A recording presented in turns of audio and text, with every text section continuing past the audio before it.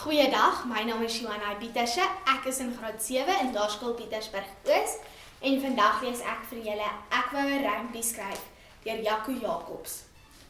Ek wou so graag 'n rympie skryf, die beste een in die klas, oor al die fantastiese plekke waar ons die vakansie was. Of 'n deurmekaar rympie oor my broer se klerekas. 'n blitsvinnige versie oor 'n bloedrooi resieskar. 'n skreeusnaakse rympie oor 'n lawwe sirkusnaar.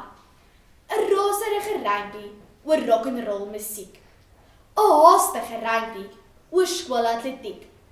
'n afgerammelde rympie wat jou tong sommer laat knoop. 'n suikersoet rympie oor fudge en goue stroop. 'n irriterende rympie oor my sussie wat my pla. 'n grillerige rympie oor Graaf Dracula. 'n romantiese versie vir Valentynsdag. 'n vervelige rympie oor wag. Ek wou so graag 'n rympie skryf, die beste een in die klas. Maar ek is bevrees, my rympie sit nog in my potlood vas.